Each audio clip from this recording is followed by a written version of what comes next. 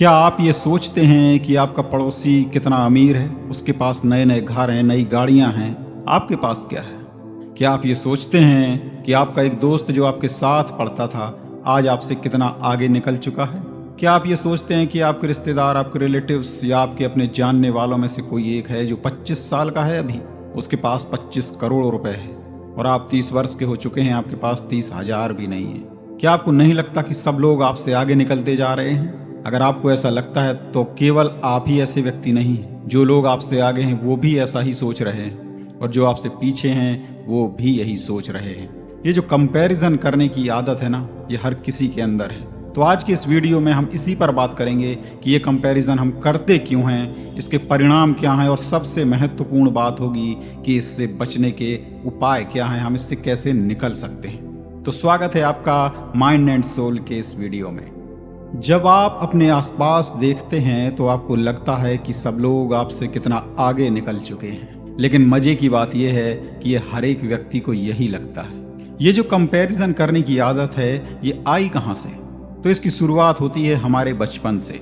आपको याद होगा जब आप छोटे थे तभी से आपको ये बताया जाता था कि अरे तुम्हारे अंदर तो संस्कार ही नहीं है, देखो वो लड़का कितना अच्छा है, देखो वो लड़का क्लास में फर्स्ट आया है, तुम तो पास ही मुश्किल से हुए हो, अरे देखो वो लड़का 12th में टॉप कर गया, तुम्हारा तो कक्षा में कोई स्थान ही नहीं आया।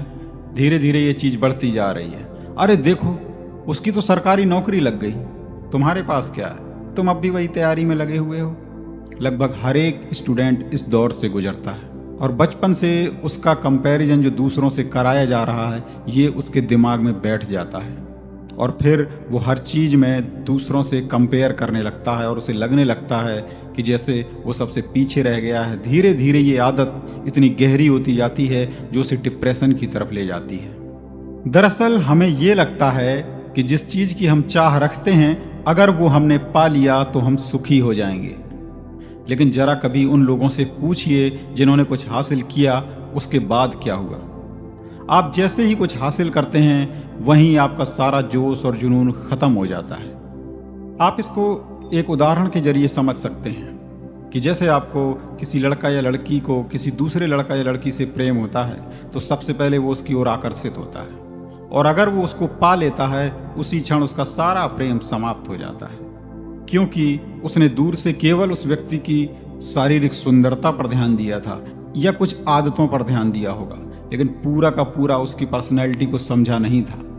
जब वो व्यक्ति पूरी तरह से उसकी ज़िंदगी में आएगा तो उसके साथ जुड़ी हुई उसकी नेगेटिव चीज़ें भी उसके सामने आ जाएंगी और जिनको हम स्वीकार नहीं कर पाते हैं। जैसे अगर मैं किसी नौकरी को पाना चाहता हूँ तो मैं उसकी तैयारी करूँगा। जिस दिन वो नौकरी में मुझे मिल जाएगी उसके बाद जब मैं नौकरी करने लगूँगा तब मुझे ये समझ आएगा कि इसके साथ और भी क्या क्या चीज़ें जुड़ी हुई हैं जो शायद मुझे परेशान कर सकती हैं। उसके पहले तो मुझे केवल उसका चार्म दिख रहा था और इसी वजह से मैं उसके पीछे भाग रहा था, लेकिन जो चीज़ें मुझे दिख नहीं रही थी दूर से, जब मैं उसमें अंदर प्रवेश पा गया तब मुझे पता चला कि यहाँ तो ये कुछ भी है जो शायद मैं पसंद नहीं करूँगा, जो अनुशासन शायद मैं पसंद नहीं करूँगा, उसके साथ जो और भी चीज़ें हैं वो शायद मैं पसंद नहीं करूँगा और फिर मेरा मन कहेगा कि अब मुझे कुछ और पाना है। यानी ये दौड़ कभी ख़त्म नहीं होने वाली।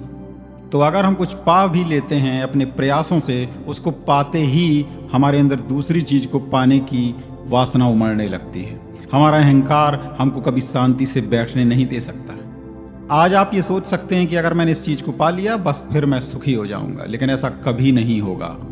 हर एक व्यक्ति धन या शोहरत या शक्ति के पीछे ही भाग रहा है, लेकिन इनमें से कोई भी चीज़ आपको सुखी नहीं कर सकती है। ये चीज़ें आपको सुविधा संपन्न बना सकती हैं लेकिन आपको सुख नहीं दे सकती, वो आपके अंदर से ही आएगा। जब आप कंपैरिजन करते हैं तो आप सदैव अपने से आगे वाले को देखते हैं। एक नज़र जरा अपने पीछे भी दौड़ा कर देखिए, कितने ऐसे लोग हैं या शायद आधे से ज़्यादा ऐसे लोग होंगे जिनके पास उतना भी नहीं है जितना आपके पास है।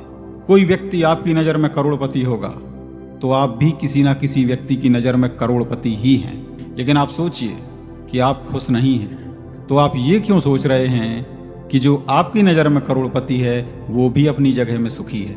ऐसा नहीं है, उसकी भी अपनी समस्याएं हैं। अगर उसके पास धन बहुत है तो हो सकता है वो शारीरिक रूप से दुखी हो सकता है वो अपने रिश्तों में दुखी हो, या हो सकता है कि अब वो अरबपति होना चाहता है इसलिए दुखी है। तो आपको आवश्यकता है अपने चारों ओर नज़र दौड़ाने की। आपको ये समझने की आवश्यकता है कि आपके पास जो है वो कितनों के पास नहीं है, और जो आपके पास है क्या आप उसको महत्व देते हैं? क्या आपने उसके मूल्य को समझा है जो आपके पास है?